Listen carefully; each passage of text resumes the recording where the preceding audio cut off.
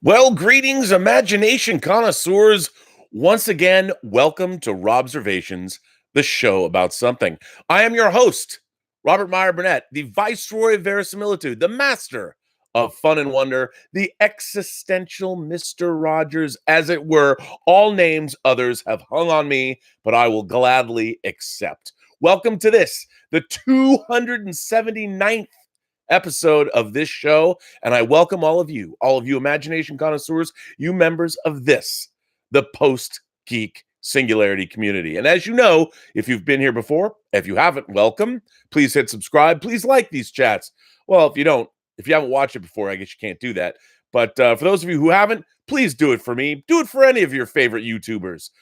I'm not necessarily anyone's favorite YouTuber, but if you like these shows, please come on back and hit that like or subscribe button. But anyway, these chats are brought to you by Lucky Tiger Men's grooming products for those men who want to look good and feel great. And as you all know, if you go to their website at getluckytiger.com and you buy any of their products, you can punch in PGS when you check out for Post Geek Singularity and get 20% off of your order, which is pretty great. And as you also know, if you go to our website at Burnettwork.net and you comment on anything on that website, whether it's one of the 3-word reviews, whether it's something someone's put up in the Imagination Connoisseur Gallery, whether it's any of my stuff on Axanar, the unmade feature film version of Axanar, you get entered into a weekly random drawing for a bottle of Lucky Tiger all over, or as we say, head to tail body wash, which, I've extolled the virtues on many, many times on this show.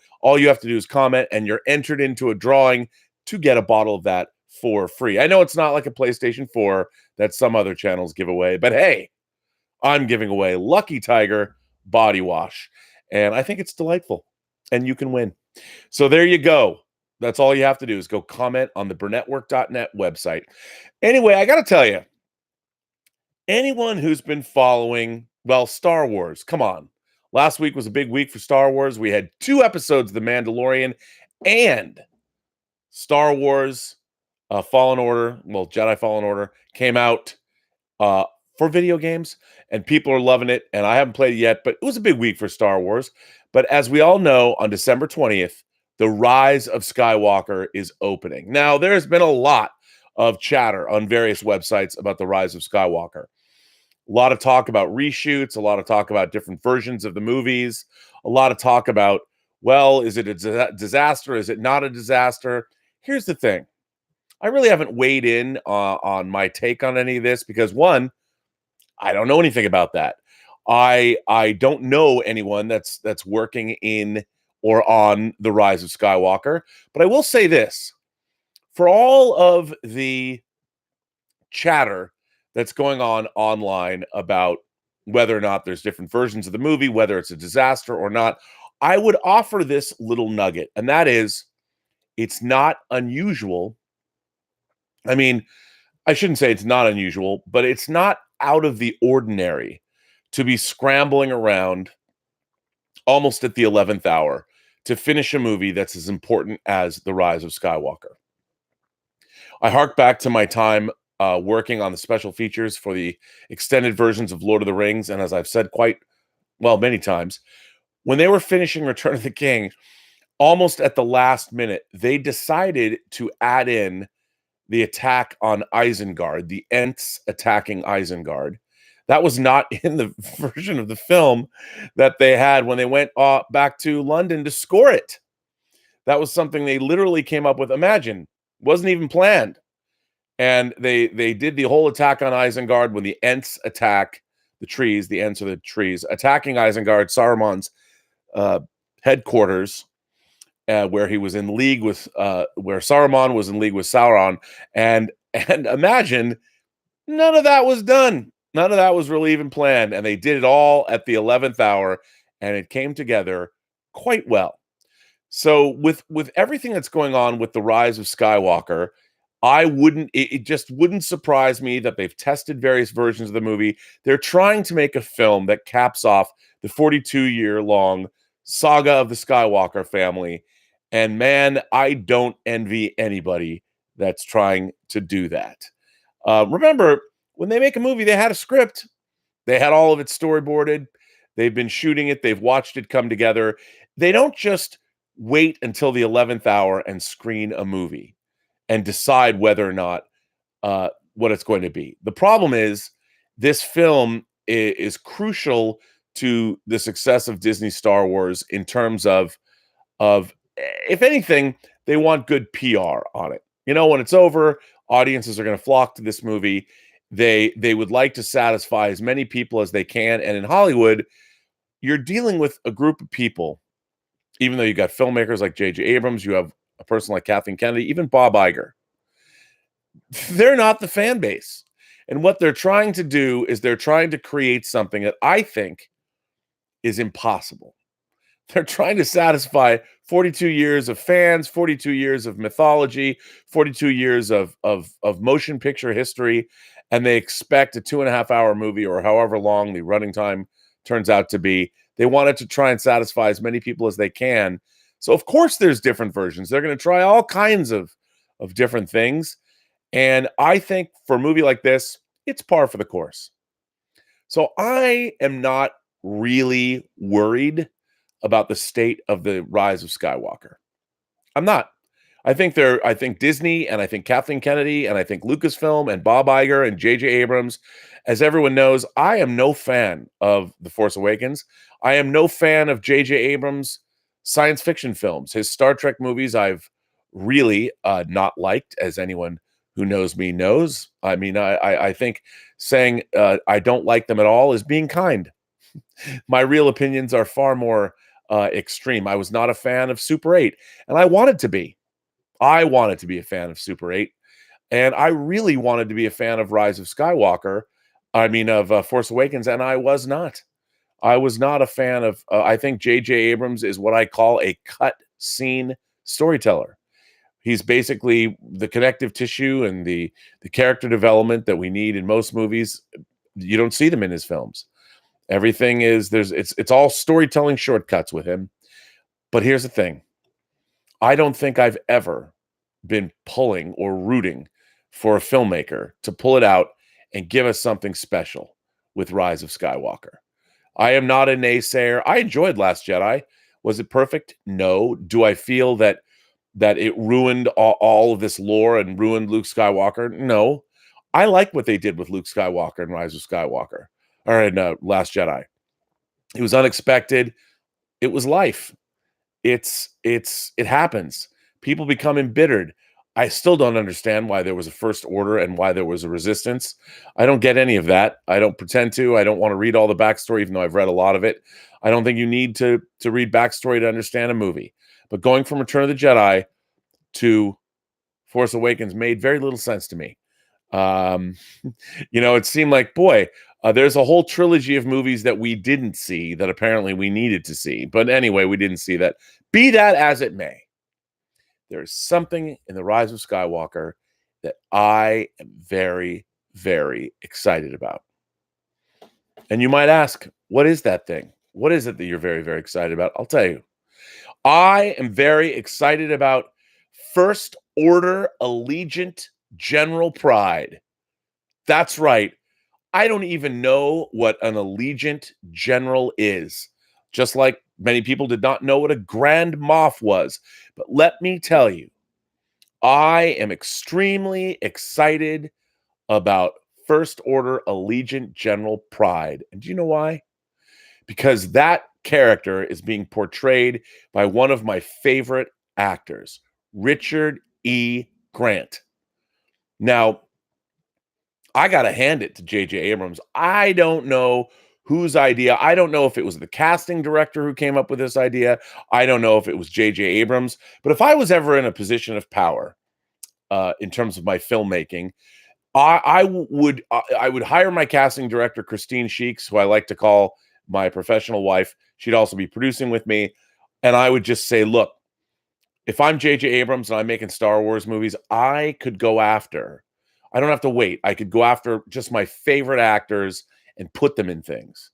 That's one of the great things about having power in filmmaking in Hollywood is you can just go pick your favorite actors and cast them and get them. Now, a lot of you are probably going, Richard E. Grant. I'm not really up on Richard E. Grant. Who is he?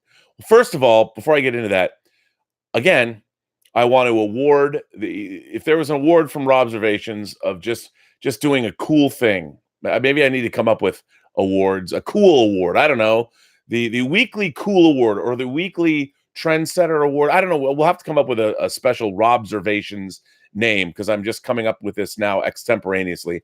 I should have a weekly award that I just give out, the award of the week for cool people who just did cool shit. And let me tell you, casting Richard E. Grant as First Order Allegiant General Pride was one of those things. Now, I am sure that this character probably has about as much screen time as Captain Phasma.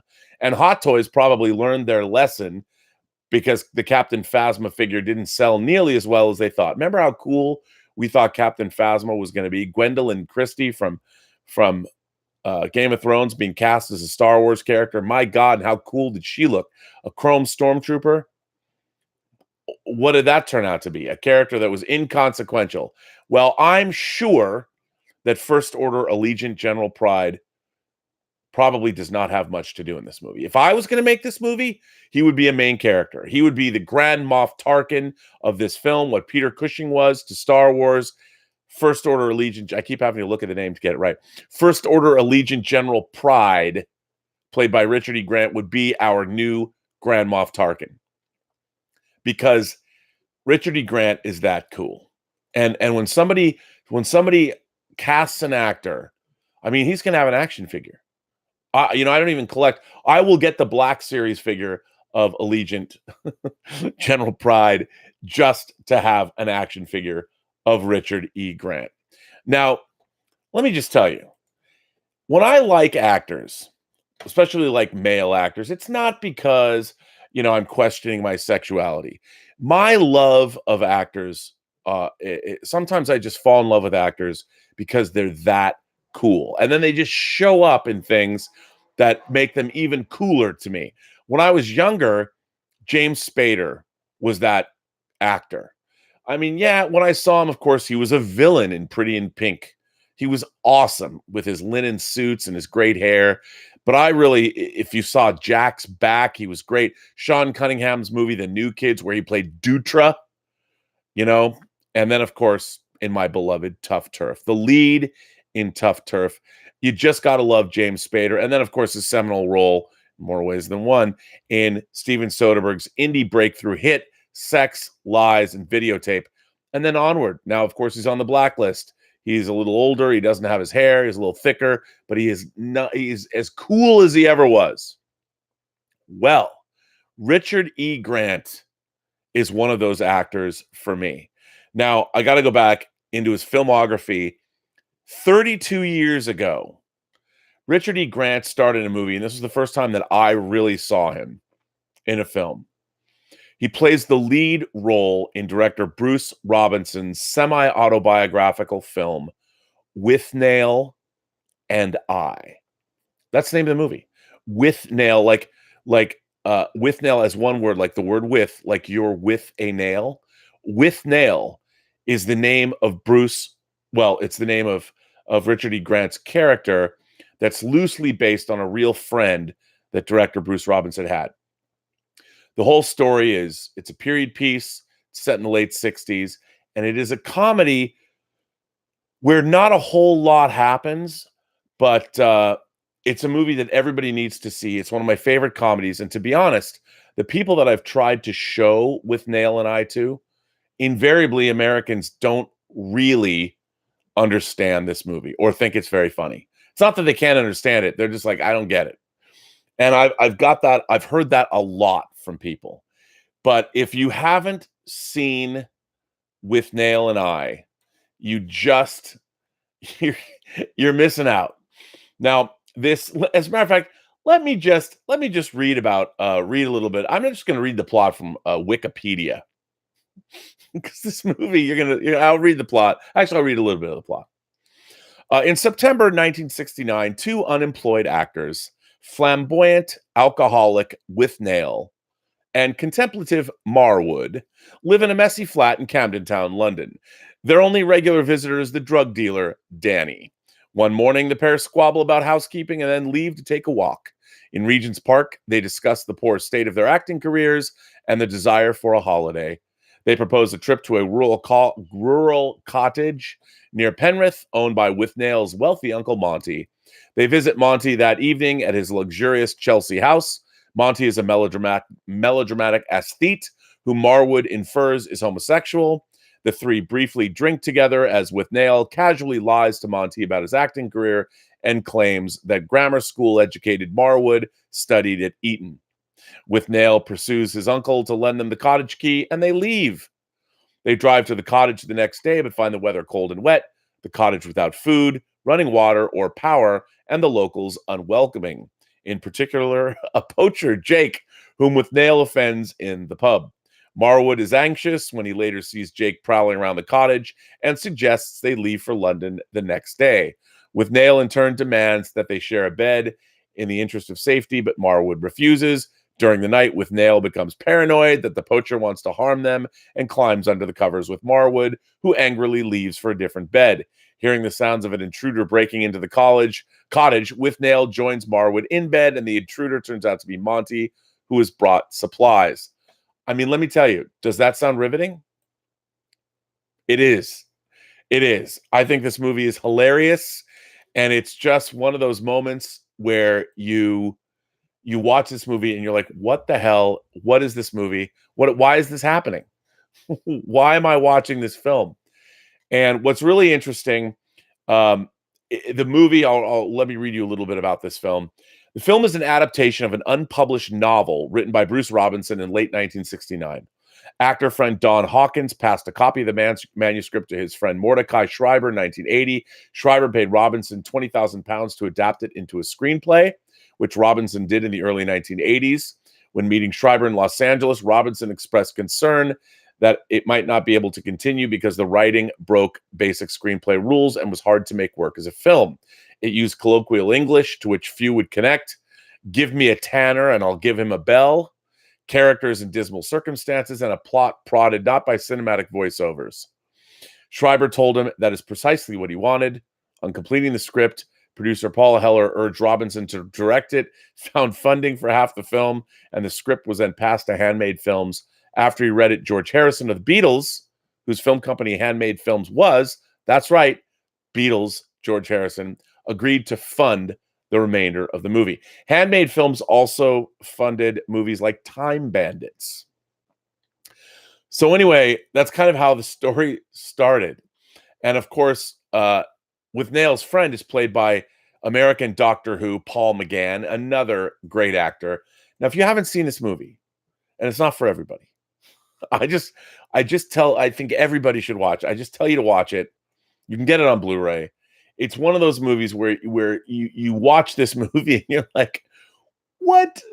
And I just think it's one of the most hilarious movies ever. And I fell in love with Richard E. Grant in this film. Now, Richard E. Grant, I don't know if you would call him traditionally handsome. He's somewhere between, the way he looks, he's somewhere between leading man handsome and quirky character actor. And he's British. But to me, every time he's in a movie, he just lights up the screen. And I've loved the guy for such a long period of time. Now, after Withnail and I, which came out in 1987, and I love this, he was in Warlock. If you've ever seen Warlock, Warlock is another great movie that you should see, another early genre movie. He was in Phil Kaufman's Henry and June, which was one of the first NC-17 films. He was in L.A. Story. But the second time, it was in 1991 and in 1992. He was in two movies he was in one of the movies that is generally considered to be a Hollywood flop, a movie that didn't really do what it was supposed to do. Hudson Hawk. Joel Silver produced it. Michael Lehman, coming off of Heathers, directed it. I love Hudson Hawk. The movie is just bananas. Is it a good movie? I'll leave that up to you. I love it. It's a movie that I would never say is a great film. It's a movie that I love. But in the movie, Richard E. Grant is one of the villains, and he's basically teamed up with Sandra Bernhard in what I consider to be one of the great comic duos in all of cinema history. Can't get enough. And then, of course, he was in Robert Altman's The Player. That was an adaptation of Michael Tolkin's great novel about Hollywood. He plays a producer screenwriter who you see him show up. A part of the plot hinges on an idea that he has, which I don't want to get into, because you need to see, if you love Hollywood and you love movies, you have to see Robert Altman's The Player, which is a great adaptation of Tolkien's novel. Michael Tolkin is not related to J.R. Tolkien. He's it's a different author entirely. But Michael Tolkin is one of my favorite writers, novelists of the 80s and 90s, and he wrote a lot of great stuff about Hollywood. Well, Richard E. Grant's, he has a catchphrase in that movie that it's since 92, I've never forgotten it. That's life. That's reality. And I've just loved him. And other things that he was in, Bram Stoker's, Coppola's Dracula. So he was in Martin Scorsese's Age of Innocence. And by the way, if you've never seen Age of Innocence, it's a Martin Scorsese movie that everybody says, oh, it's boring. And it's not. I love Age of Innocence. I think it's beautifully made. And it's got Richard E. Grant in it, which, come on. So the guy has worked with amazing directors, Coppola and Scorsese. It's not like he was also in Ready to Wear, Take Out the Hot Stepper. I look at his he was in Spice World. Come on, Spice World. And he was in so many great things that are culty and it just goes on and on and on and on and on. He was in episodes of Doctor Who. He was in The Corpse Bride. He did a voice in The Corpse Bride. He was in Color Me Kubrick, which is a movie that I don't think is great, but I still like it. And he's in it, which means it's even better. And it goes on and on and on. He's just one of those actors that I just love. I'll watch anything. He was in Downton Abbey. He was Simon Bricker. I look up at his yes, and he was in Game of Thrones. He was in a number of episodes of Game of Thrones. And you'll recognize him. He was nominated for an Academy Award, ladies and gentlemen, last year for Can You Ever Forgive Me, that he appeared in with Melissa McCarthy. Now, if you have not seen Can You Ever Forgive Me, he's great in it. And you just got to watch. You got to watch it. He's just one of my favorite actors. And he doesn't act enough. There's a project that I've wanted to make since 1987. And I don't want to tell you what it is. It's the movie I hoped to make. There was even an article once about Variety. I was going to make it after I made Free Enterprise, and maybe I still will. And it's a movie that I want him to play the devil. I've always wanted him to play the devil. The character in the story is named Emil Zacharias, but who's actually the devil. And I've wanted Richard E. Grant to play this part my whole life since I've read this book in 1987. But back then I didn't have a screenplay for it. Now I do. And one day, hopefully, after Tango Shalom is done, I'm going to put every one of my efforts into getting this movie made, because I want to direct it, and it's the next thing that I want to produce. But anyway, Allegiant General Pride. J.J. Abrams has put Richard E. Grant in the movie as Allegiant General Pride. And my God, I don't think anyone is happier about it than me. I certainly hope that Hot Toys, look, their Krennic figure from Rogue One hasn't come out yet, but I dearly hope that Hot Toys makes a 6-scale Allegiant General Pride, so I can put it right up next to Director Krennic, even though they probably never knew each other because of the age difference, the time difference. I don't care. In my life, it will be complete if I have a Hot Toys figure of Allegiant General Pride on my shelf. Now, if you look at the thumbnail for this particular chat, I put his picture there because it was on an Entertainment Weekly article that was released today, pictures from The Rise of Skywalker from their new issue. And I'm like, nobody, I think, was more overjoyed than I was to see a new photograph released of Allegiant General Pride. And if he does not look like the successor to Grand Moff Tarkin, I don't know who does.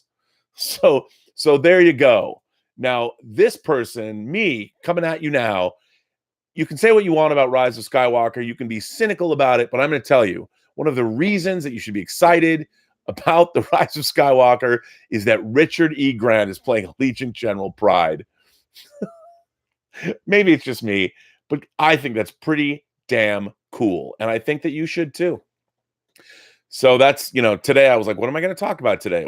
I wasn't here yesterday. And I'll tell you why I wasn't here yesterday, because yesterday we knocked down one of those final pins. When you're finishing up a movie, I'm sure they're doing this on Rise of Skywalker, scrambling 24/7. Who knows how much money they're spending? But when you finish a movie, when you finish one of the big parts of a film, it is glorious. There's nothing like it. You've heard me tell the tale of Tango Shalom. Tango Shalom is a movie that I've been working on, a low-budget indie movie that I've been working on for 3.5 years. Yes, I started working on it in May of 2016.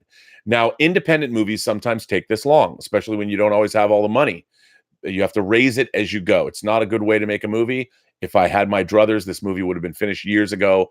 Or I can't tell you how many times I wanted to walk off it and never see it again. But we finished it.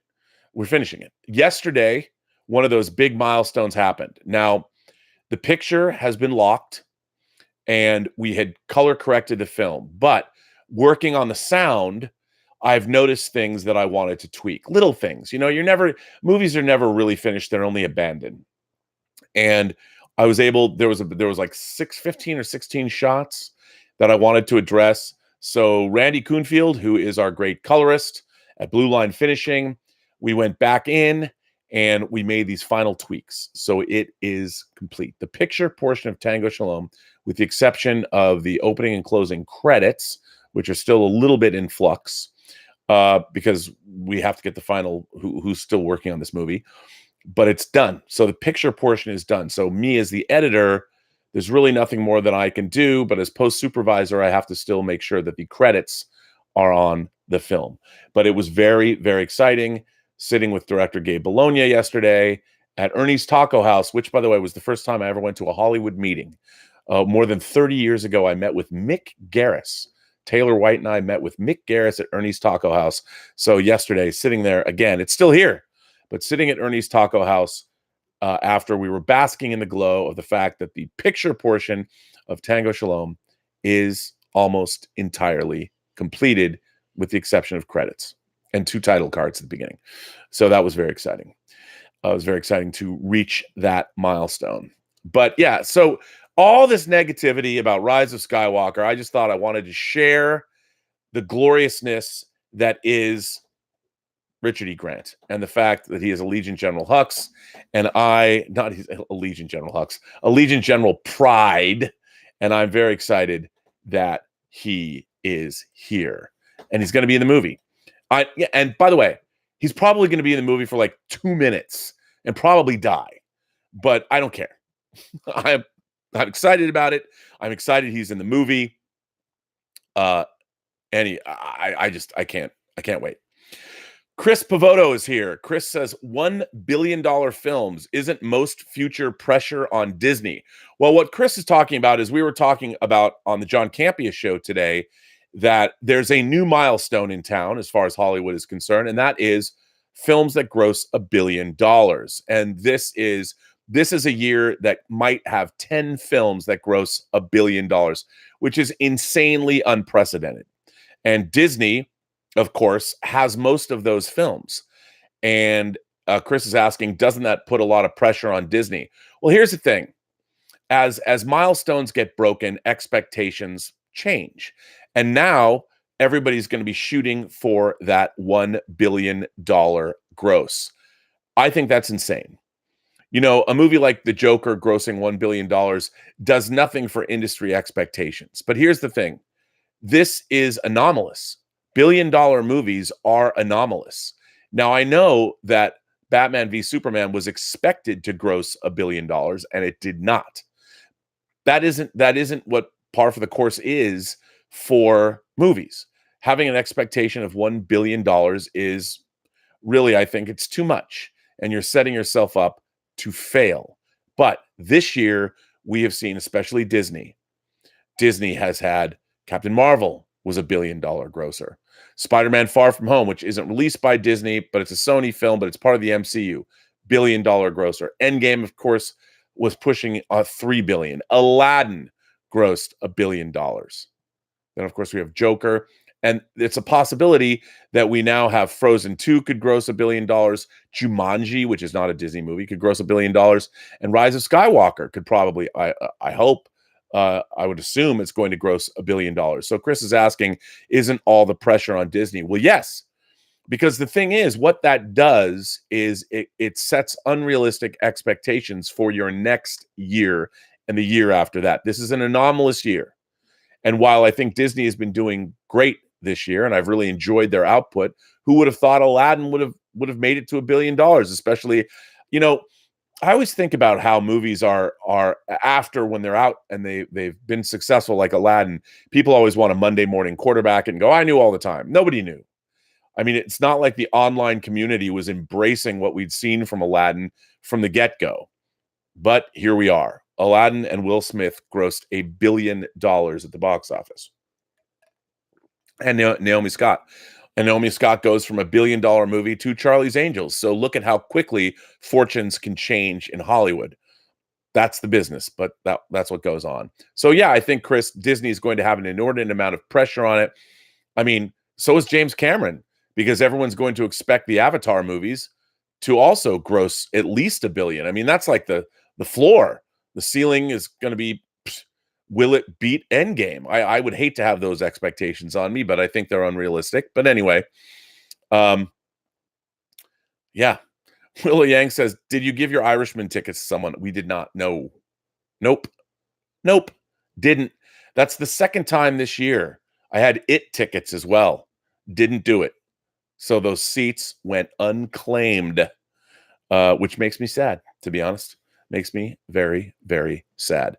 JB Bonifacio says, do you think Fallen Order Mandalorian established enough Star Wars goodwill that Episode 9 can play it safe to be considered a success? Well, here's the thing. Here's what I find strange.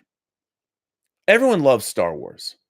I mean, the brand, and I'll tell you something that's sort of interesting. Elizabeth was sick this weekend. So she, for whatever reason, I put on Attack of the Clones, and Elizabeth watched Attack of the Clones, Revenge of the Sith, Rogue One, Star Wars, Empire, and she was halfway through Return of the Jedi, and didn't finish it. But that's what she did this weekend. I sat in, I was popping in and out, and there are moments. It was funny because there's moments in Attack of the Clones, like I do like the whole battle on Geonosis at the end of the movie. I think it's a lot of fun.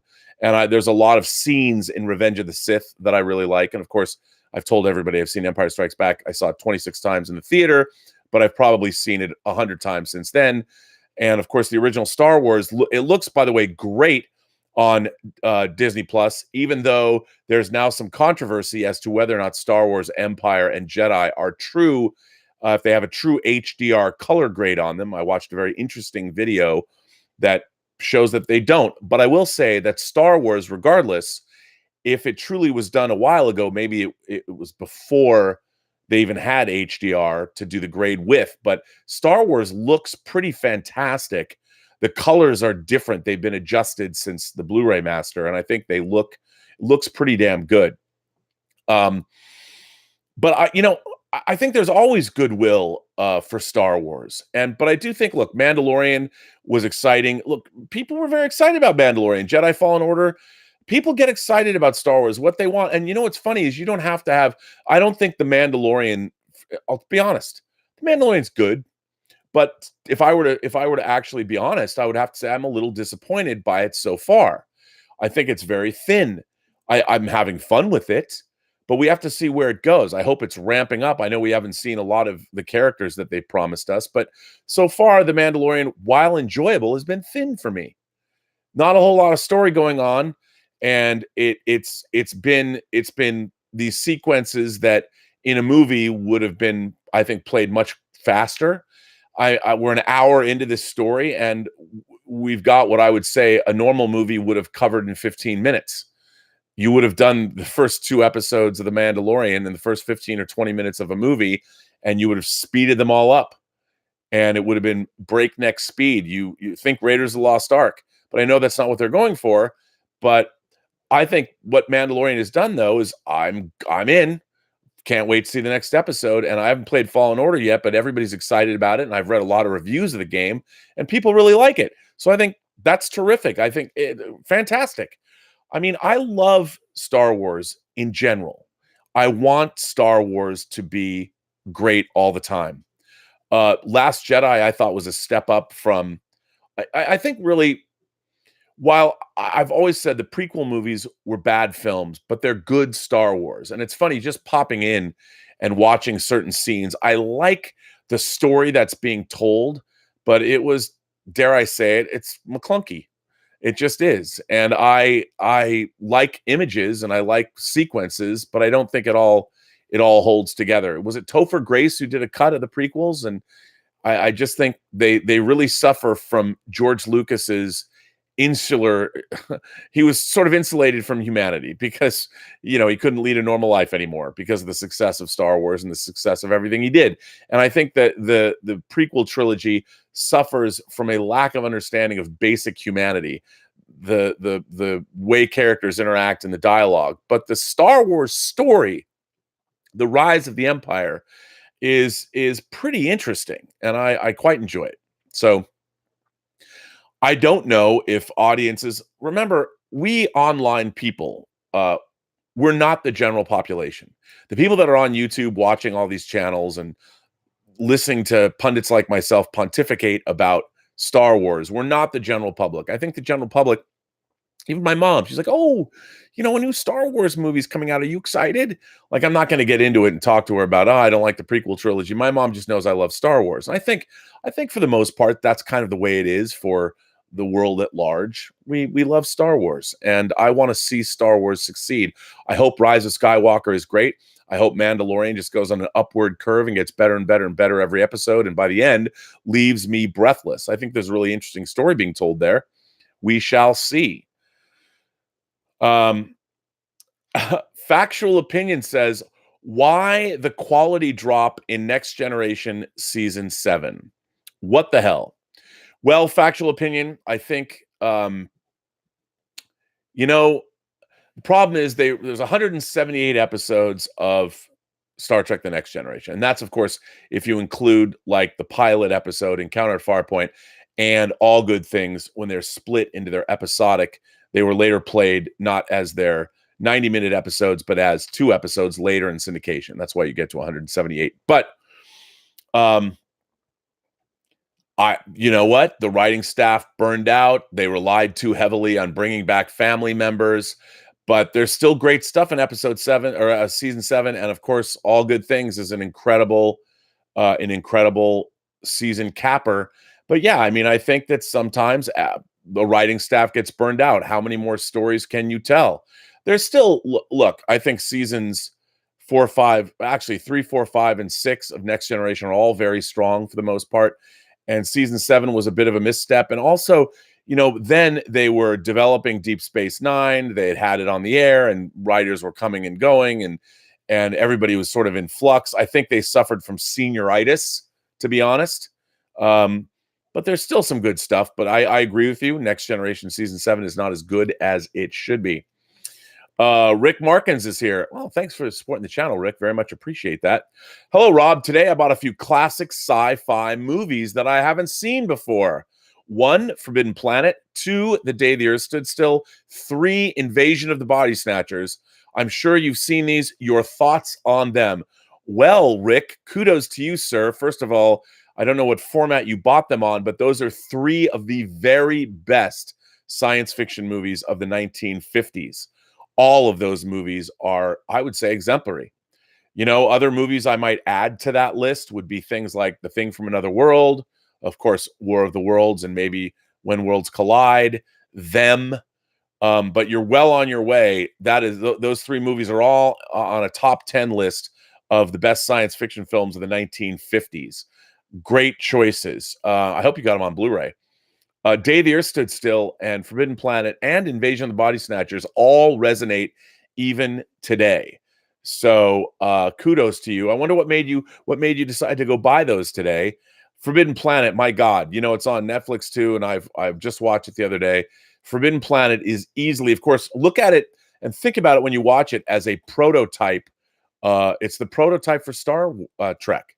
All of Star Trek sort of descends or ascends out of Forbidden Planet.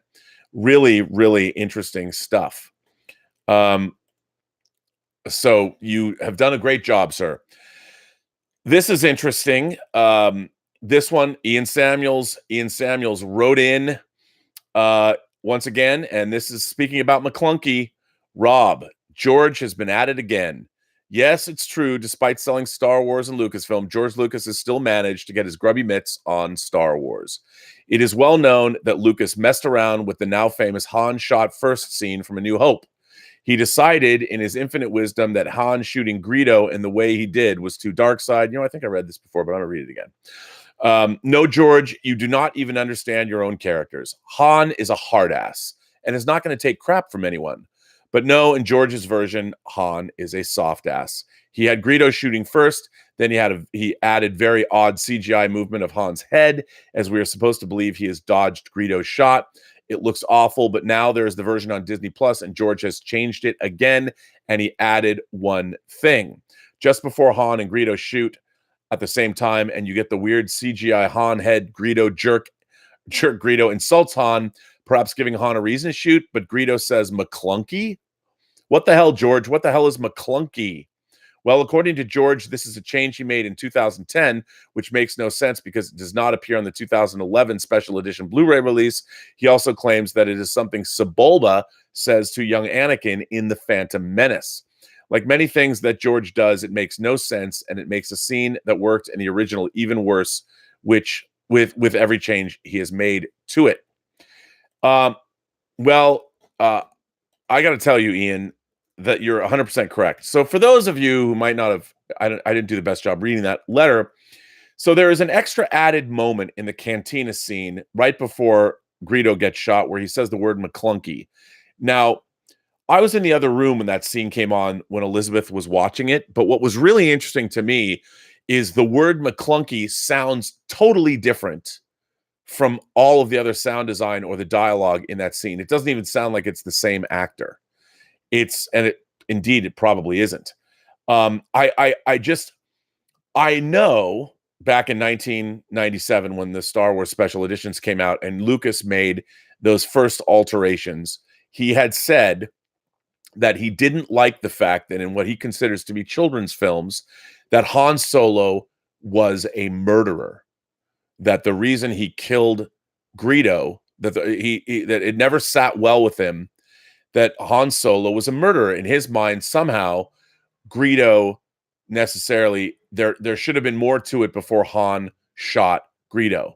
Now, even as a 10-year-old, when I first saw Star Wars, it was readily apparent to me that Greedo was going to kill Han Solo and take him to Jabba the Hutt and collect a bounty or whatever. Han says, "Over my dead body." Greedo says, "That's the idea." He flat out basically says, "I'm going to kill you." And anybody who grew up watching Westerns, we all saw Westerns when we were a kid.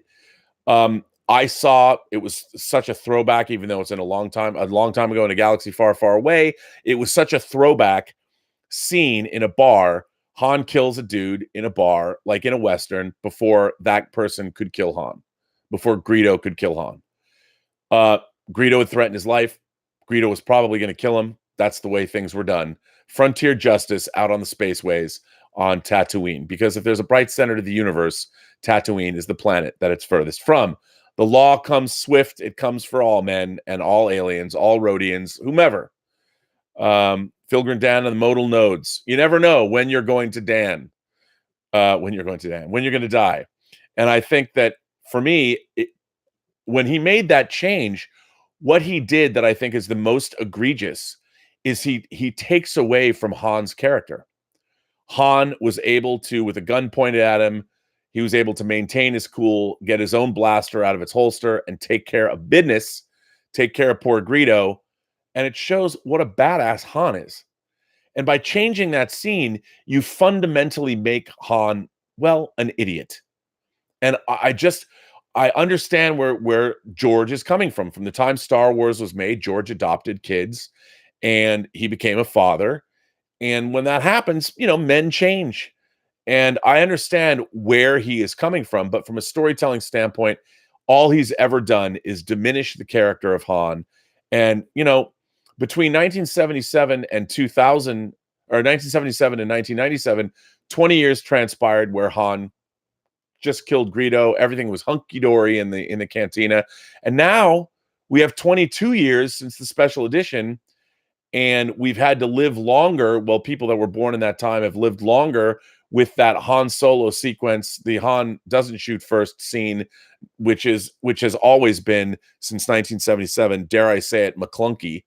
And now it's more McClunky than ever. It doesn't work. The scene doesn't work. The entire confrontation between Greedo and Han does not work with the change that has been made, because you're dealing with a bolt of light, and it's not a bullet, and I hate it. And I think that you're absolutely correct. It's just not good, and it diminishes. Again, I don't know sometimes if filmmakers should go back and fix or change their work, because they're different people. They feel differently about the world.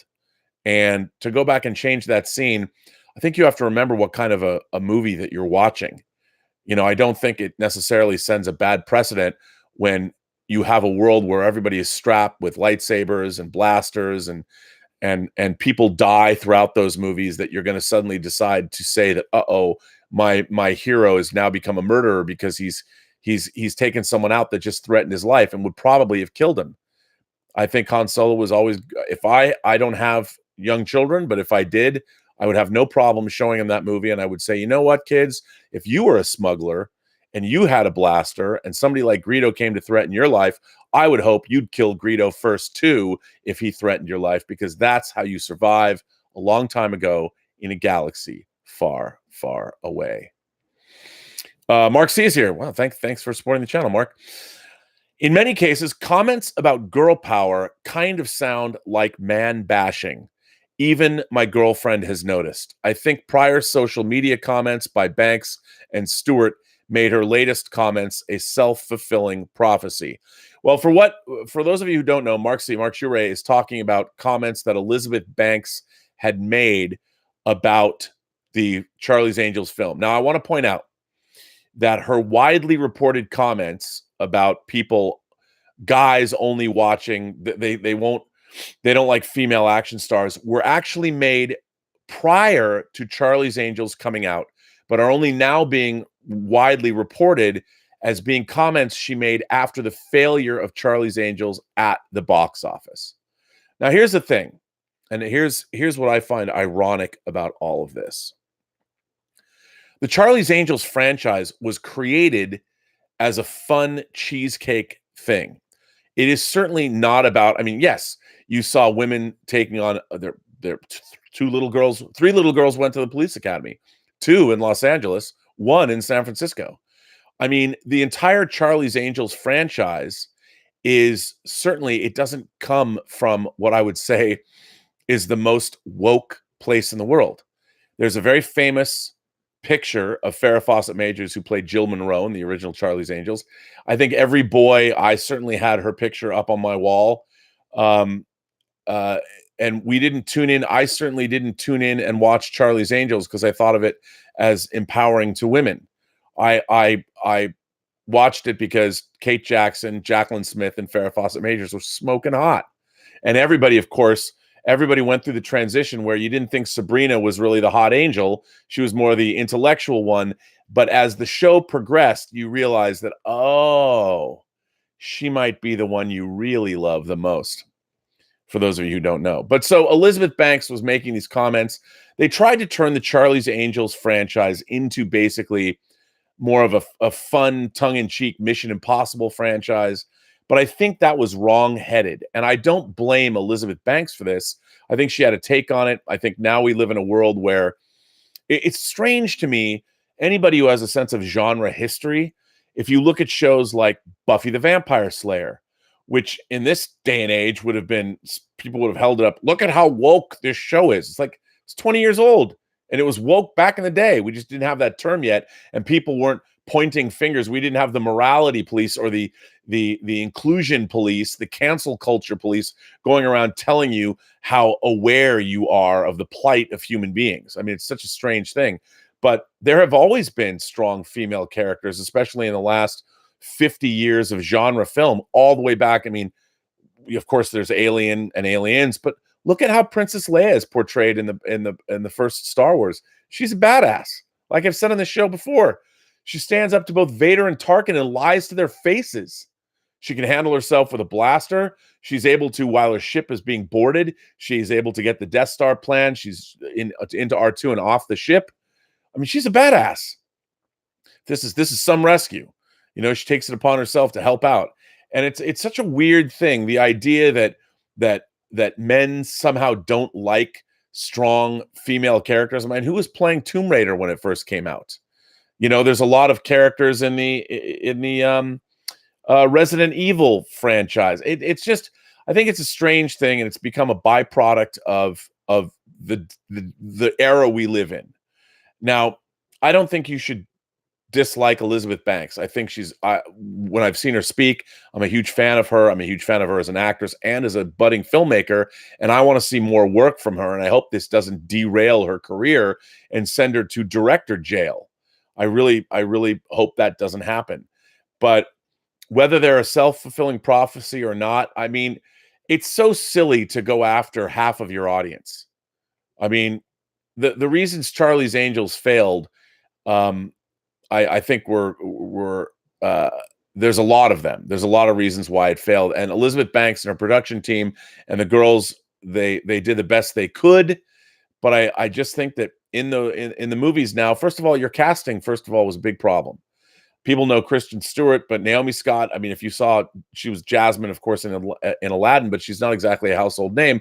When they made the Charlie's Angels films, when McG made Charlie's Angels, you had Cameron Diaz, Lucy Liu, and Drew Barrymore, who were huge stars at the time, giant box office draws.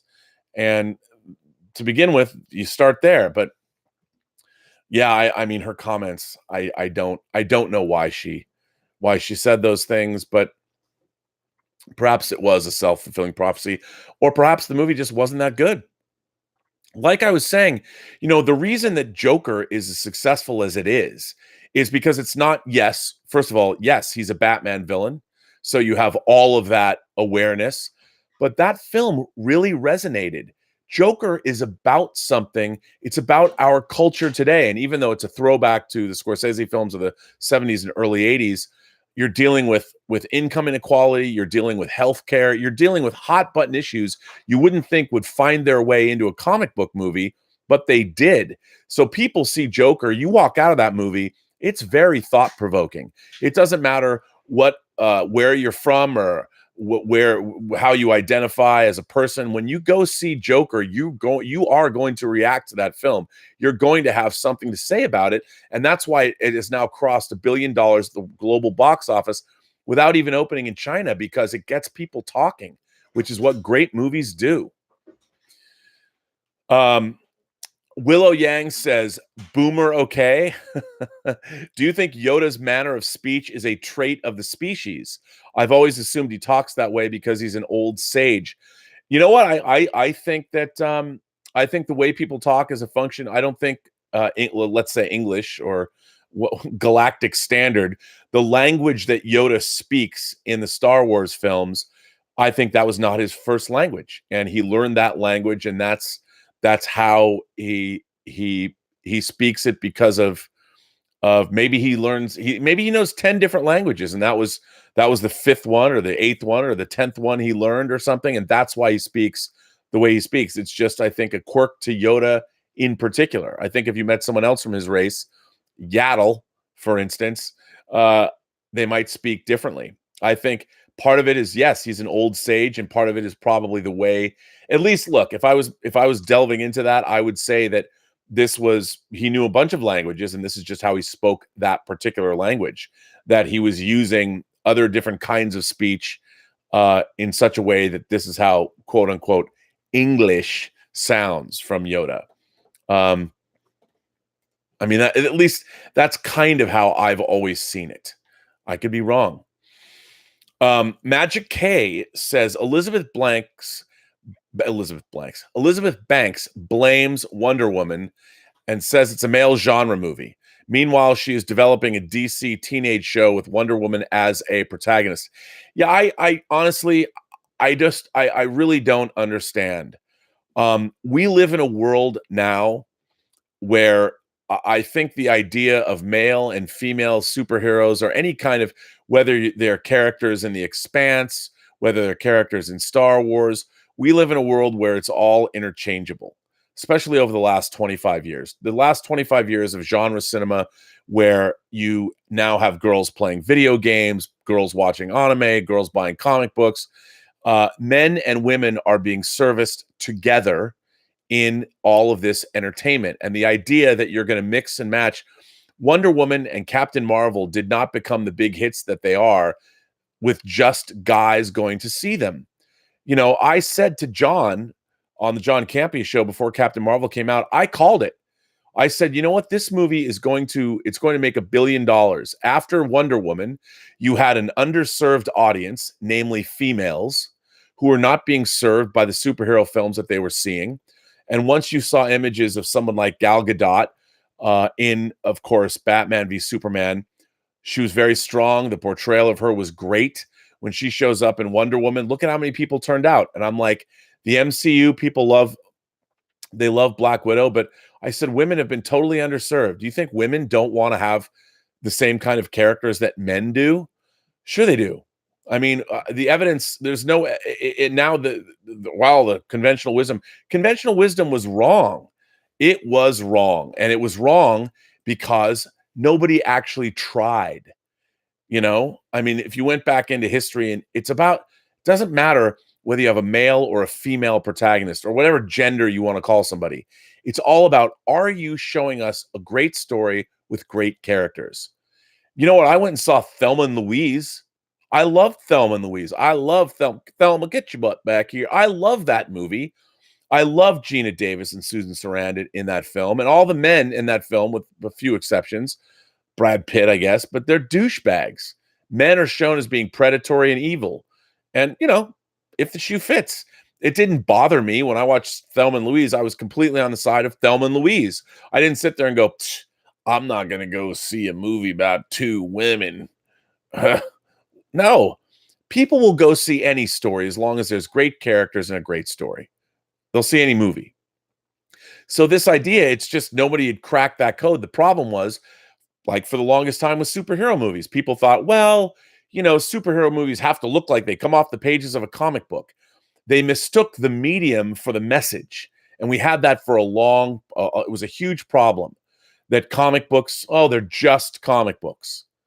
Well, I've never understood that, because anybody who reads comic books, you never pick up the comic. Even when you're a kid, you never pick up a comic and make a value judgment on the kind of story that you're being told.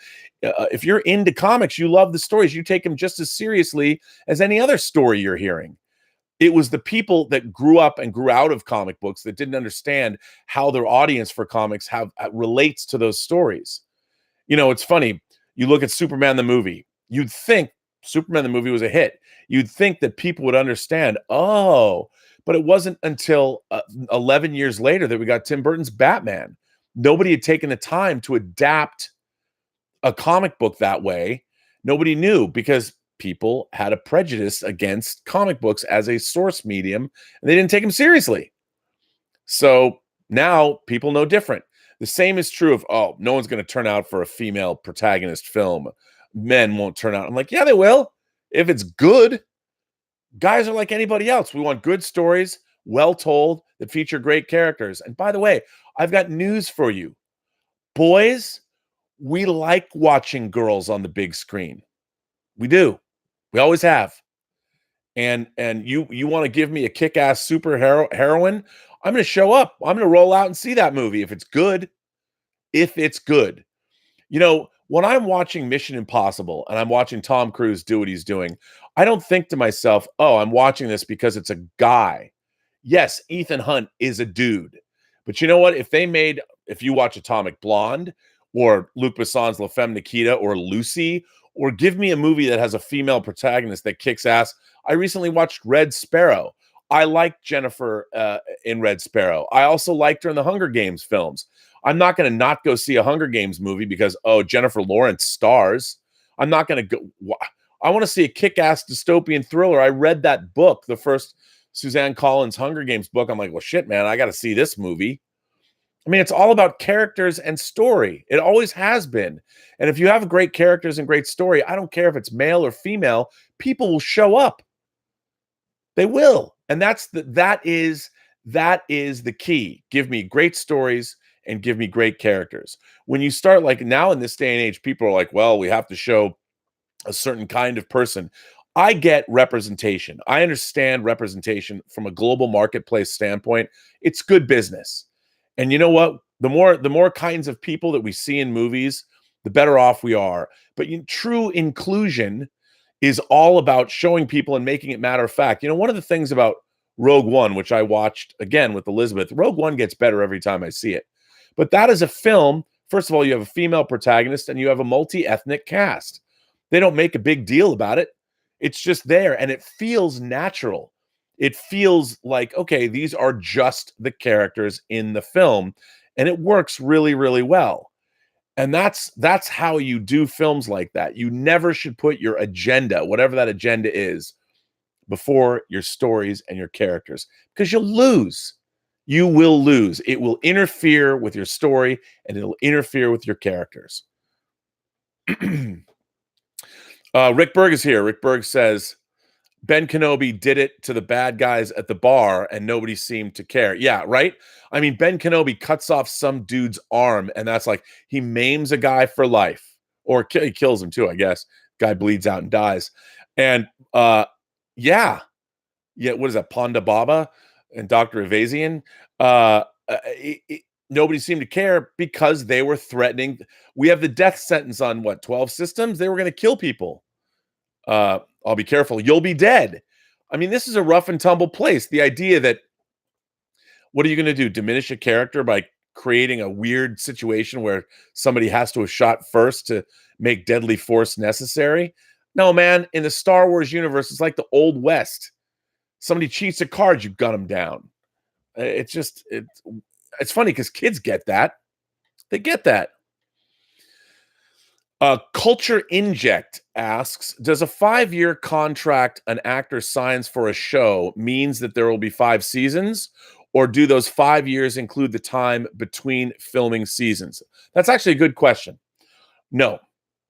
A 5-year contract means 5 seasons. It doesn't necessarily mean it's 5 years in time. The way for TV shows, they define a year as a season of a show, because most shows, an actor, let's say there used to be 26 episodes a season. Star Trek, of course, had 26 episodes a season when it was starting out with Next Generation. The original Star Trek had more. But when you sign an actor on for a season of television, it's for that season. So if there's 10 episodes, if there's 16 episodes, if there's 22 episodes, however many episodes there are, it's a season by season contract. So in your off time, you're not bound by the contract. You're bound to come back. And there's no guarantee, by the way, when you sign a 5-year contract that the show is going to last 5 seasons. Just because an actor has signed a contract for 5 years, the show could get canceled after year 1 or year 2. What a 5-year contract does is it locks an actor into their role for that amount of time. So the producers know that they're going to be around for at least that. And a lot of actors don't want to. What can happen, what people don't realize too, is if you sign a 5-year contract, let's say you are a up-and-coming actor, you're happy to get a series role. And if you're an up-and-coming actor and you sign for 5 years, that's pretty good. You're getting 5 years of cheddar. Now, let's say you become a breakout character. You become a hit. You're Eddie Murphy on Saturday Night Live. And suddenly people are clamoring for you to do 48 Hours or Beverly Hills Cop, and you're still locked into a contract. It can become a bad thing too. But most actors having a 5-year contract is a really good thing. but that locks the producers, by the way, can still terminate you even though you have a contract, depending on what it is. And by the way, the old adage that I always say, you don't get what you deserve, you get what you negotiate. And boys and girls, ladies and gentlemen, alien beings, whatever gender you identify with, any of you out there, it is very, very important when negotiating contracts like this or for anything that you have a good lawyer represent you that really understands in the entertainment business contract law, because you do not get what you deserve. You get what you negotiate. And what you want to do is you want to have something that you feel good about, that also the producers feel good about, everybody feels good about, so everybody comes out right. But that's a good question, Culture Impact. Thank you for asking. I very much appreciate that question. Stubble McShave is here. Stubble McShave says, excerpts from a new Rolling Stone article. Kennedy says, it's hard to come up with good stories since they have no material to draw from. What about the EU? Here's the thing. By the way, Stubble, I thought about you today because apparently Michael Moorcock's Elric series is being turned into... Now, Elric predates Wheel of Time. I know Elric's like way old school, but I thought about you because they announced today that they're doing an Elric TV series, which I thought was pretty cool. Here's the thing. There is, I hate to say it, we know as fans, there's the EU, there's the video games. When you're working in movies and television, maybe now people are starting to look into it, but nobody cares. Having tie-in fiction is just considered marketing. They don't even look at it as on the same level. It's not considered real, which is completely absurd, but it's true. When Kathleen Kennedy says they have no material to draw from, she means it.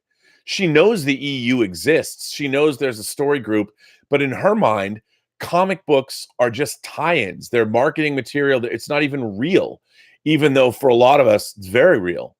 You know, I was moving around books, and I got 2 hardcover Dark Horse hardcovers in book form, where they put the 3 Dark Empire series and they put the Thrawn series, the comic book adaptations, into book form, not like graphic novel form, but like a hardcover book. And they don't know. I mean, there's so much material. I'm sure that J.J. Abrams was going to sit down and write his Star Wars, but with Lawrence Kasdan, they're not going to sit down and consult the EU books because they're the ones, even from an ego standpoint. I know it seems silly, but it's true. It's true. Yeah. Ron Hall says, Notorious. Ooh, I've been called Notorious R&B in a while. Notorious. Look no further than Asian cinema for decades of female heroines believably rivaling their male counterparts to the delight of male audiences. Again, 100% right. As a fan of Asian cinema, there has been kick-ass women in martial arts movies and fantasy films for years in Asian genre cinema. But again,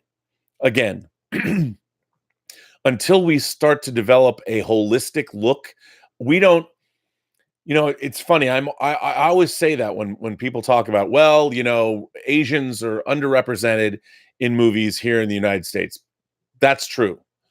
But as somebody who grew up watching Asian cinema, I'm like, well, there's an incredibly rich, there's decades and decades of, I mean, after Lieutenant Uhura, I think one of my first crushes was one of the alien girls from Godzilla versus Monster Zero, or Godzilla versus the Astro Monster.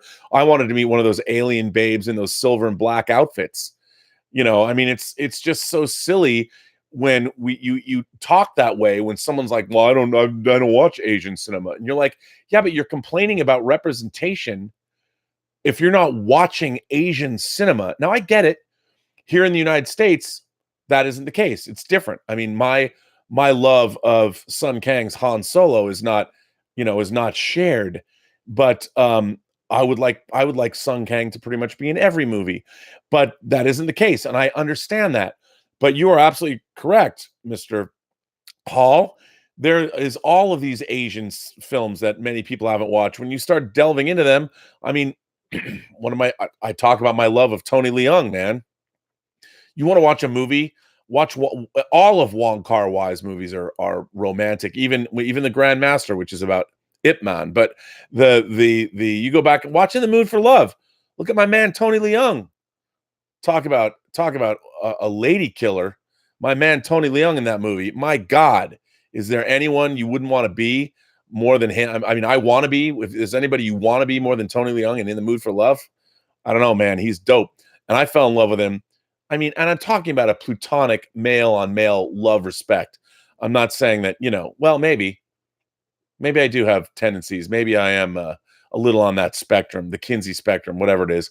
Tony Leung, hard boiled. Watch that, man. I'm telling you. But yeah, you're absolutely right. It's just because you haven't seen it doesn't mean it doesn't exist. And that's the thing. You have to start delving into the literature and the films and the pop culture around the world, because in a predominantly, say, Western and white country as America, which has a demographic that is changing every single day, we can talk about how it is here, but start delving into Asian cinema. And by the way, there's all different kinds of movies. It's not just, people think Asian cinema is monster movies or kung fu. I mean, that's ridiculous. That's why you go see a movie like Parasite, which, by the way, is doing really well. Korean cinema is incredibly vibrant. You've got monster movies, you've got romances, you've got thrillers. Memories of Murder is one of my favorite cop movies, and that murder was recently solved. But yeah, I'm right there with you. It's frustrating to talk about, or to see people, especially college students, talking about representation and all this, and just do a little bit of research. And there's such a rich history of literature and culture from all around the world that you can just get. You can just get. And I wish more people would do just that.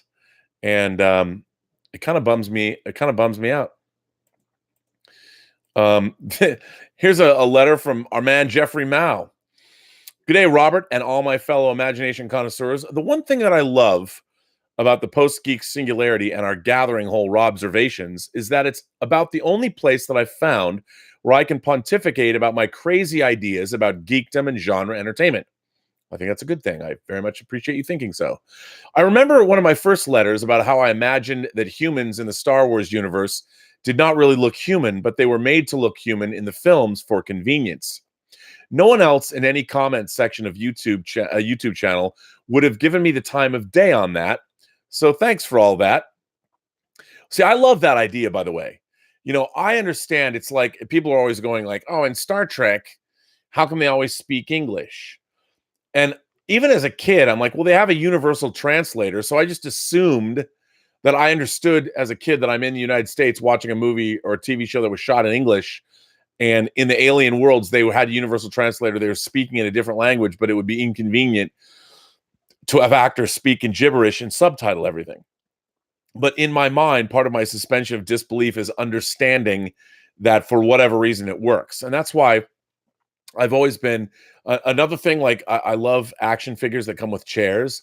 I love movies that deal with this issue. I think the greatest example is in Hunt for Red October, when you have the push in and you go from Russian being spoken on the Red October to English, and they do that push in and the word Armageddon, and it comes out again, and boom, they were speaking English, the camera pushes, or speaking Russian, the camera pushes in, you come back and everyone's speaking English. You never question it anymore. You just assume, like, okay, what an elegant solution that was. I was actually going to do something very similar if I was ever going to direct the Axanar feature film with Klingons. The opening scene of the Axanar feature film that I was directing, the script took place after it opened with Klingons having conquered a Federation colony, and there was a conversation between a young General Chang and Karn, Richard Hatch's Karn, and it was all in Klingon. The first 2 pages was in Klingon, and then it would have done sort of a Hunt for October thing, and they would have been speaking English for the rest of the movie. But you understood that you're speaking in Klingon. I love that. So Jeffrey goes on. So in the spirit of that, I'd like to discuss my issues with awards for excellence in entertainment. I tend to find most of award shows, primarily the Academy Awards, to be rather lacking in their ability to discern who is the better actor, director, writer, etc. The problem is that every film is different. And while we certainly make judgments about whether a film was better than others, a performance was better, or any other part of a film, it's impossible to directly compare it to another film. In other words, award shows are not contests. In a contest, a group of participants endeavor, under a common set of rules, to outperform the others in one or more predefined activities. The one who performs the activities is deemed the winner. The most common type of contest is the sporting kind, where it can be a team versus a team or a group of competitors against each other, like a race. Everyone has to follow the rules, and there's an escalating level of penalty for violations of those rules. Therefore, I propose a set of contests for filmmaking. We can have contests for directing, editing, acting, and possibly cinematography. I would exclude writing, as that can be done completely in isolation, and the point of the contest is to identify the best person in terms of how he or she interacts with the cast and crew. Obviously, this contest would be hypothetical, as no one would probably ever consent to actually doing this. However, the acting audition would come closest, as you will see. The important point for this contest is to keep things as common as possible. So, for directing, each director must direct a film from the same script. I'm not sure whether I want them to stick to the script completely or allow them to modify it. They will all have to use the same budget and have the same amount of time to compete. In terms of cast and crew, I was thinking that I wanted them to use that exact same cast and crew, but clearly that's not possible. If I have 5 contestants, no one will want to make a film 5 times. Also, I don't want to have the 5th director benefit from the cast and crew having done the film 4 times previously. So the best option would be to pick a pool of cast and crew and have each director then pick their teams from among the pools. But what if they all want to pick the same lead? The cast and crew will all be professionals, but none of them will be considered very talented. I want them to challenge the director to produce something above and beyond the apparent talent level. With the same script and the same budget, I can then see how each director differs in his blocking, his setups, his types of performances that he can elicit from his cast. I want to see how each director spends his budget. Does he emphasize production or the post-production? Does he prefer to shoot for more days, or is he more economical? Is he a delegator, trusting his crew, or is he more authoritarian? Does he want a lot of rehearsal time, or does he let the actors figure it out? The only way to truly tell is to make them make the same movie or as close to the same as possible. I would also have this movie be completely practical with no need for effects, so it should be a relatively straightforward film to make for a competent professional. In the same way, for acting, I want to strip away most of the benefits that an actor might have on a film set.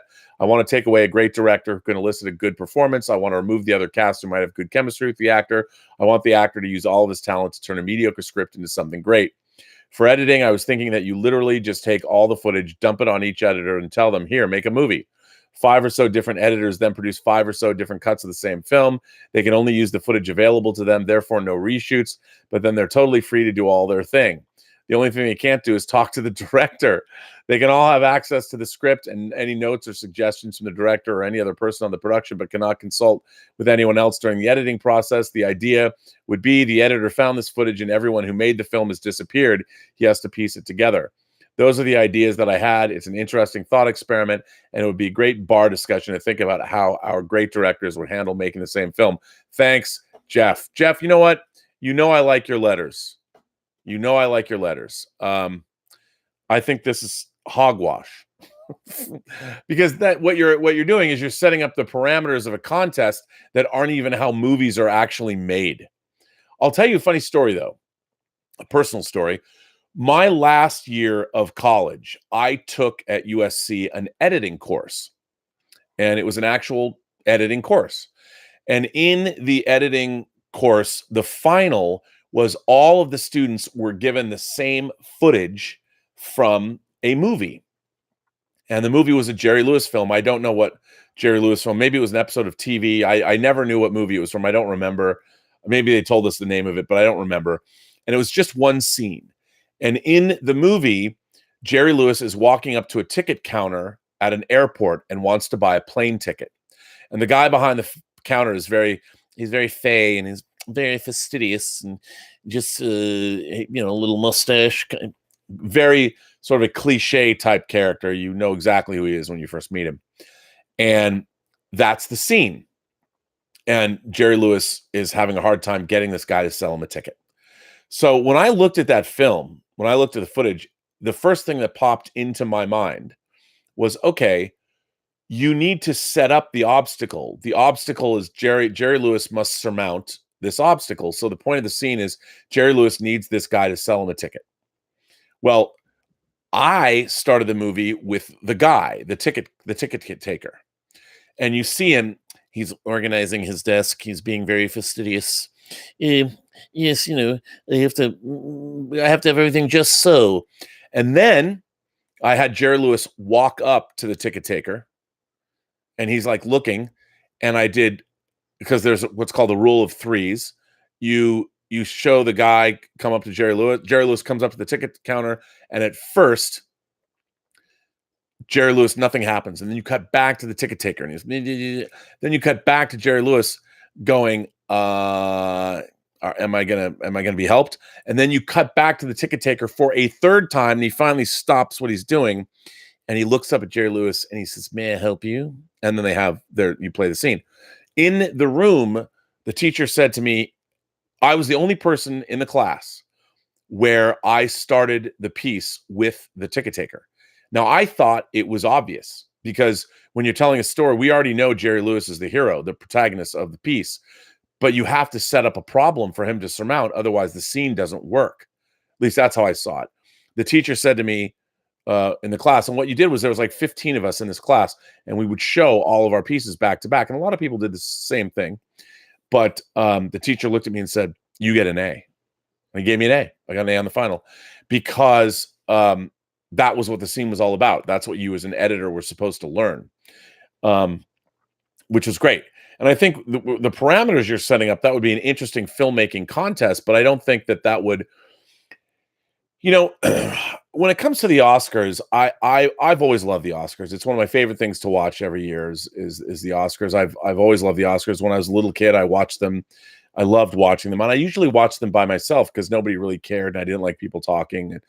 And I think that a lot of people talk about it. Well, it's a popularity contest, and whatever time, if it's their time to get an Oscar, like Paul Newman getting an Oscar for Color of Money, he should have got his Oscar for Cool Hand Luke.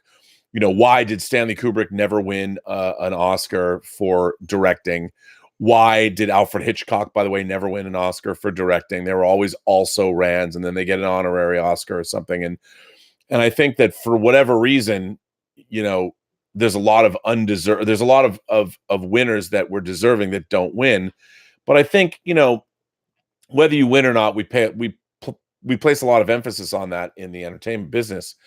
But and a movie like, look, is Shawshank? I don't even know what won when Shawshank Redemption was at 94. I don't know what won that Oscar that year, but Shawshank Redemption probably was the most deserving, but it didn't win for whatever reason, But I think that and it's all self-congratulatory and all that. But if you've got 5 movies of vastly different types, different genres, comedies, dramas, horror, fantasy, science fiction, whatever. I've always believed that the movies that are most deserving of the Oscars are those movies that are the most timeless and the most that they have the ability to transcend the time in which they're made, and also those movies that have sort of a universality to them and they're entertaining. And I think lately the movies that have been winning, especially over the last 10 years, are more of their time as opposed to being universal, but that's okay too. But yeah, I don't know. Do we need to change? Do we need to change the Oscars?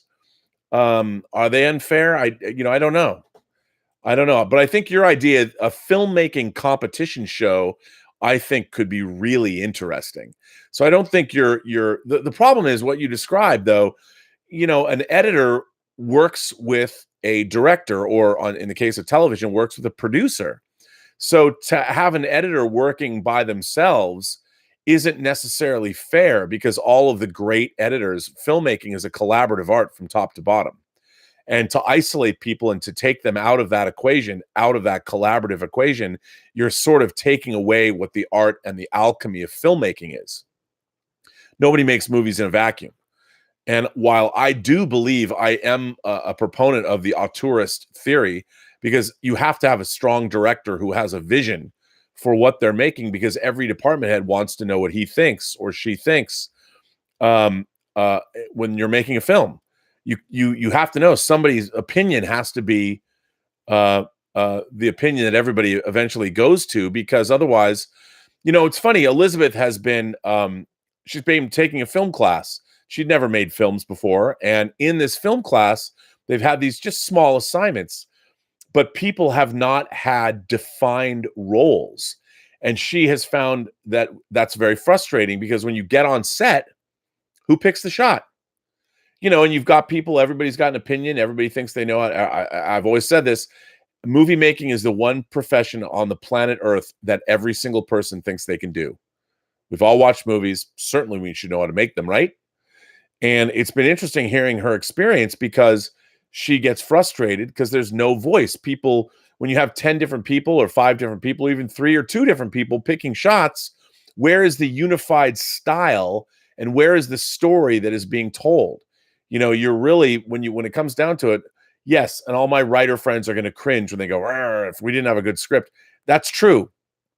I'm not diminishing the contribution of a writer, because the best movies are made from the best screenplays. But unless a writer is actually directing their own work, you have to have somebody who's interpreting all this, because you have all these different department heads who need to know what to do. Every decision, there's a million decisions that get made on a daily basis for a movie. And unless you have a strong director at the top, you're in trouble. Now, TV is a little different. A lot of the decisions about characters and how they're defined have already been made for you by the producers of the show.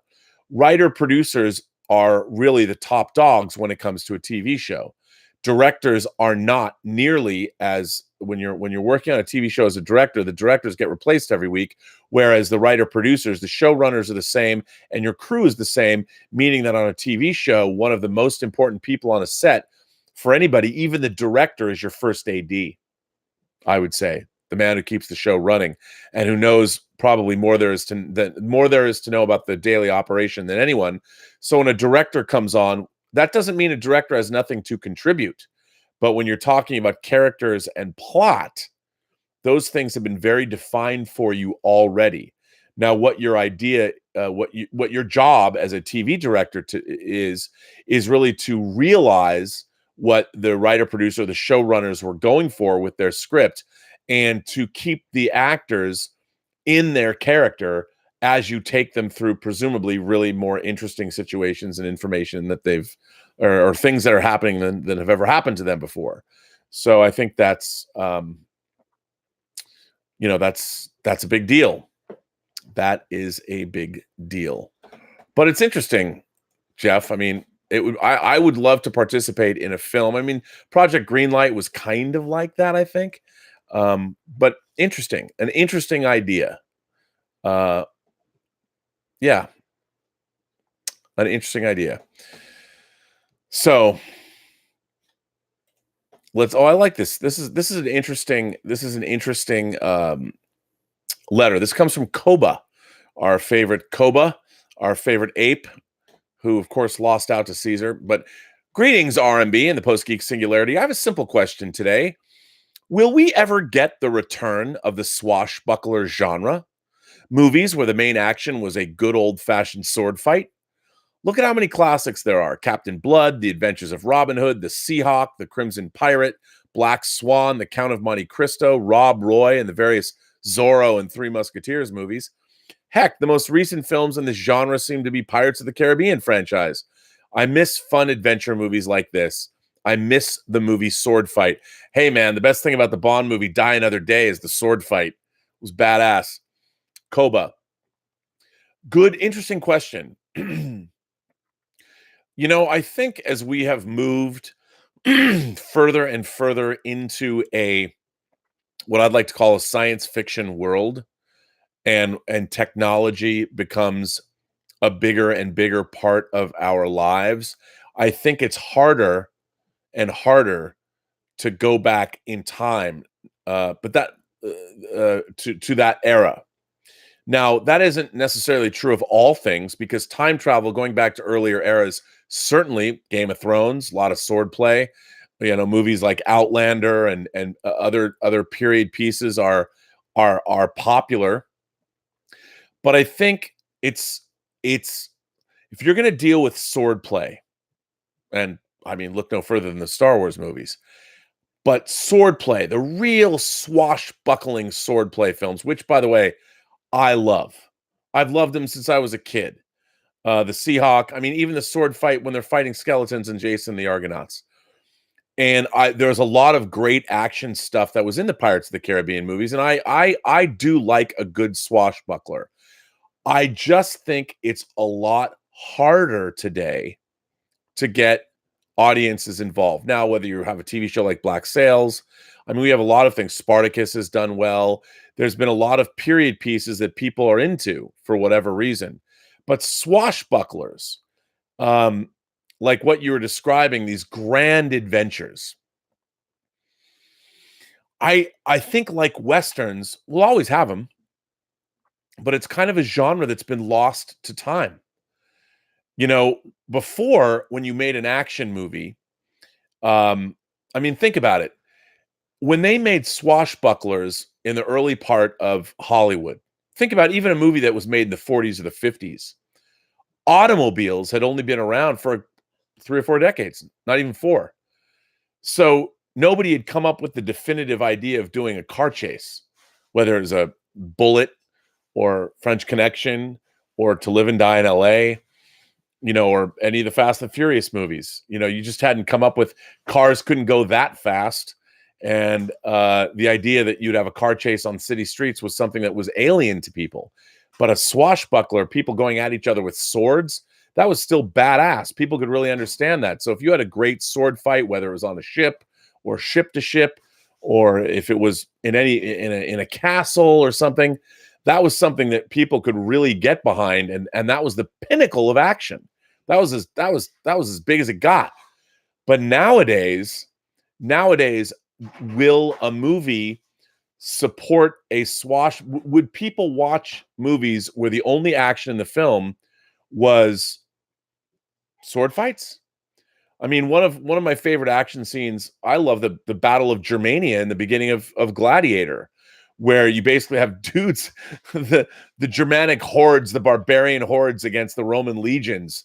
I mean, that was some kick-ass stuff, even though it was kind of a rout. But I mean, I liked watching that, but I don't know. One of the things about that sword fight in Die Another Day is it was novel. You didn't see sword fights in James Bond movies. So they had this brutal knockdown. It was kind of a fist fight and a sword fight, and it was really cool to watch. I really liked it, but it was playing against type. I just don't know if audiences today, if that's enough, if swashbuckling is enough to support what audiences today would expect. I just think we've changed the things audiences need or want from their entertainment. But you know what? I only feel that way until somebody comes out and makes like a Pirates of the Caribbean, or something like that. If you made a grand swashbuckler with great sword fighting, maybe you could bring that genre back. Maybe we need the Unforgiven of swashbucklers to come back and show us the way. I mean, I think that could be really, really interesting, to be honest. Why not? But what an interesting thing to sort of consider. Rick Berg is back. Rick Berg says, you should do a show on the fundamental change that seems to be happening from the movie filmmaking to scene making. Philosophically curious. Rick Berg, steady she goes. Wait a minute, I need to understand what you're saying. You should do a show on the fundamental change that seems to be happening from movie and filmmaking to scene making. I don't know if I quite understand what you're asking. I don't quite. And by the way, I'm not trying to bilk you for another super chat. I'm really trying. I'm trying hard to understand what you mean by that. The fundamental change that seems to be happening from movie and filmmaking to scene making. If I might take a stab at what you're saying, and I don't know if I'm totally correct on this, with the new technologies that are available to us that you see on shows like The Mandalorian, where you're basically in a warehouse. No one's outside. You're not building a lot of these sets. It's these minimal set pieces, and they're really generating all the backgrounds, and they're doing things that really have never been done before on a TV show. but it's a lot of it's green screen. A lot of it, there's nothing there. You're literally in a warehouse. Everything's being looked at and compiled in real time, right there on set. And then traditionally, the way you'd make a movie before is that you would build sets and everything would be there, and you'd shoot around what already exists. I don't know if this is exactly what you're asking me, but philosophically, it is totally different. I mean, I'm a big fan in my one experience directing a movie. When I was directing my movie, when I produced other movies, I'm a big fan of practical locations. And a practical location is a real place. You can also build sets, and now a set would be considered a practical location. But when I was making Free Enterprise, all the places that we shot, the bars, the restaurants, they were all real places, because on a low budget, it's impossible. There is no way to create the verisimilitude of a big club unless you go to a big club. You just don't have the money. You can't build the sets. You can't dress the sets. We got tens of thousands, if not hundreds of thousands of production dollars worth of value out of shooting in real places. The problem is then you have to convince people to let you come there, and that's always difficult too. But when you're in a real place, you get that sort of ineffable quality of reality. You get that verisimilitude. You use it, and it's something that it's hard to duplicate unless you have a great art director and you have a great production designer, and you can duplicate those things. But when you're in a real location and you're shooting a scene with an actor, the way they move, the way they talk, the way they feel about the scene, when you block a scene with other actors and you've got a bunch of extras, if say it's a big restaurant scene or a big club scene, the way you think about the scene is totally different than if you're on a green screen trying to tell somebody like, okay, you're here. Because one of the problems about that is that when you have actors, it doesn't matter how good an actor is. There's a technical aspect to what you're doing when you're shooting on a green screen that doesn't exist if you're in a practical location. If you're on a set or you're in a real location, in a real, somewhere. Because when you're working with green screen, again, to give you an example of my own work, I did one scene for the Axanar feature film, and it's the Vulcan scene. So if you look up Axanar, the Vulcan scene, you can see this scene that I shot that's set on Vulcan with two characters doing a walk and talk. They did that walk and talk. The whole thing was shot in a parking lot with a 20-foot square green screen, 20 feet by 20 feet. So we constantly had to move the green screen, and then the actors were walking. So there's a long scene where they're walking toward us, toward the camera. And they're very aware. We actually had to lay down green paper. You can buy green screen paper. We laid down green paper all on there. It was kind of a far away shot. So they're just walking on green paper and the green screen's behind them. They don't even see they have no idea what's behind them, what's supposed to be around them. They're literally walking through a parking lot, looking around. All around them were warehouses and cars. They're supposed to be on an alien planet talking about the fate of the galaxy.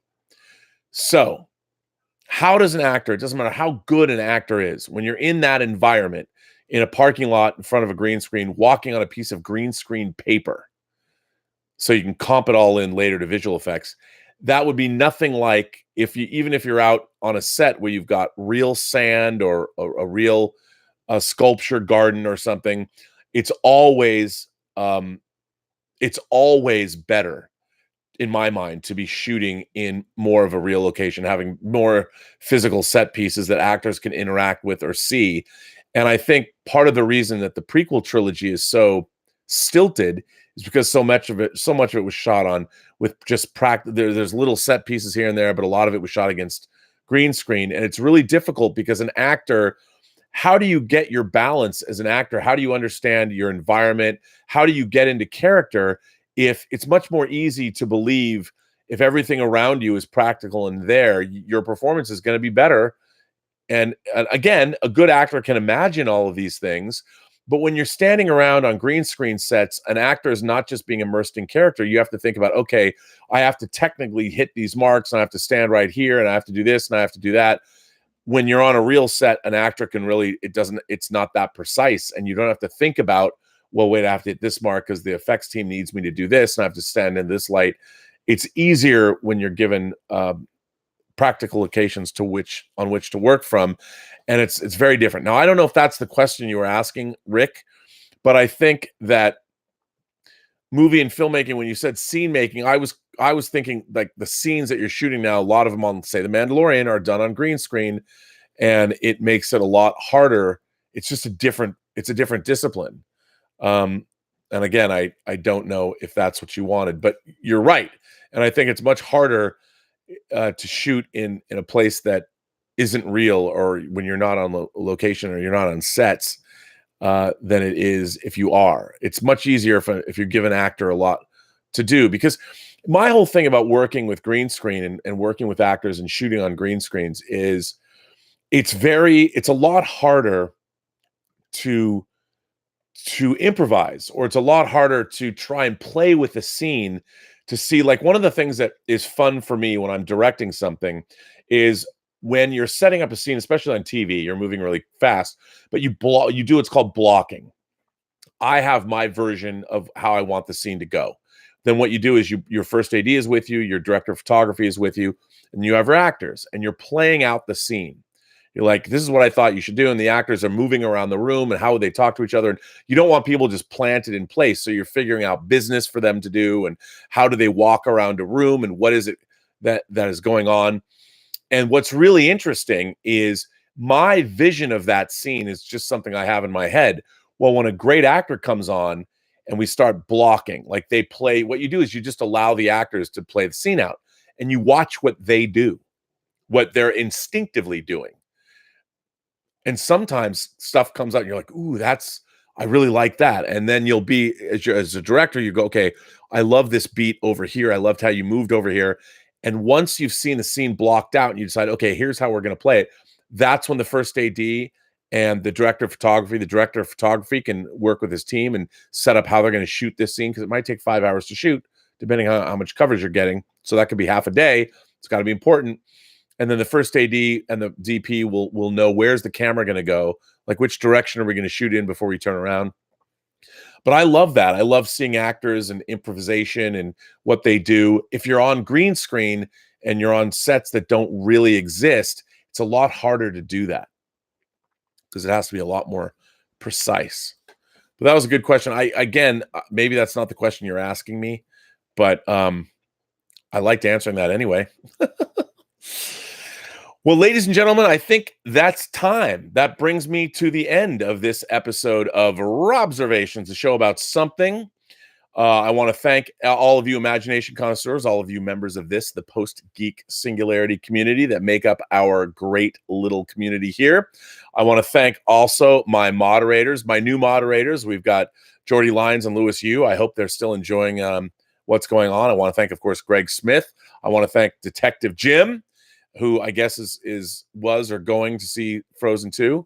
And then, of course, the great and honorable Mayor Mike Bodden, still the mayor of Riverdale, Iowa. And by the way, I'm convinced that Mike won his election because he sent me this button, and I wore a vote for Mike for Mayor Button. It's all about me, and it's all about the energy that you guys, you members of the Post-Geek Singularity community, sent to Mike. So that's why, hey, how many moderators or webmasters does anybody have that are also the mayor of a small American city? I'm the only one.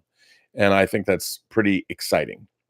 Anyway, I want to thank you all for being here. I will be back on the John Campea Show tomorrow. Remember, you can always follow me on Twitter at BurnettRM. Follow me on Instagram at RMBurnett, or go to the website at theburnettwork.net. And if you just comment on anything that's there, you get entered into this week's drawing for a bottle of Lucky Tiger body wash, head to tail body wash.